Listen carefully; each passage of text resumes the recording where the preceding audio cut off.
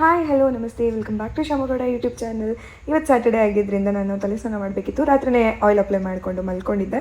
So ಬೆಳಗ್ಗೆ ಎದ್ದ ತಕ್ಷಣ ತಲೆ ಸ್ನಾನ ಮಾಡಿಕೊಂಡು ಸ್ಯಾರಿ ಹಾಕ್ಕೊಂಡು ಬಂದು ರೆಡಿ ಆಗ್ತಾಯಿದ್ದೆ. ಅದಾಗಬೇಕಾದ್ರೆ ನಂಗೆ ನೆನಪಾಗಿದ್ದು ಈ ಸ್ಯಾರಿನ ನಾನು ಫಸ್ಟ್ ಟೈಮ್ ಅಂತಂದರೆ ನಾನು ಸ್ಯಾರಿ ಉಡೋಕ್ಕೆ ಶುರು ಮಾಡಿದ್ಮೇಲೆ ಫಸ್ಟ್ ಸ್ಯಾರಿ ಉಟ್ಟಿದ್ದು ಅಂದರೆ ಇದೇನೆ. ಇದನ್ನು ನಾನು ದೀಪ ಅವ್ರ ಮನೇಲಿ ಗೌರಿ ಹಬ್ಬ ಮಾಡ್ತಾರೆ, ಅಂದರೆ ಗಣೇಶ ಗೌರಿನ ಕೂರಿಸಿ ಅವ್ರ ಮನೆಗೆ ಕುಂಕುಮಕ್ಕೆ ಅಂತ ಕರೆದಾಗ ನಾನು ಇದನ್ನು ಹಾಕ್ಕೊಂಡು ಪೂಜೆಗೆ ಹೋಗಿದ್ದಿತ್ತು.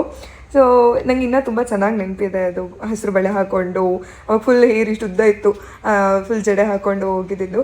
ಸೊ ನೀವು ಫಸ್ಟ್ ಯಾವ ಕಲರ್ ಸ್ಯಾರಿನ ಉಟ್ಕೊಂಡಿದ್ರಿ ಫಾರ್ ದಿ ಫಸ್ಟ್ ಟೈಮ್ ಉಡೋದು ಕಲ್ತಾದ್ಮೇಲೆ ಅಂತ ಹೇಳಿ ನನಗೆ ಕಮೆಂಟ್ ಬಾಕ್ಸಲ್ಲಿ ತಿಳಿಸಿ. Let me know. ಪರ್ಟಿಕ್ಯುಲರಾಗಿ ಇಯರ್ ಅಂತ ಹೇಳೋದಾದರೆ I think when I was in 9th ಅಂತ ಅನಿಸುತ್ತೆ. ಇದಿಷ್ಟು ಈ ಸ್ಯಾರಿ ಅಂತ ಅಂದರೆ.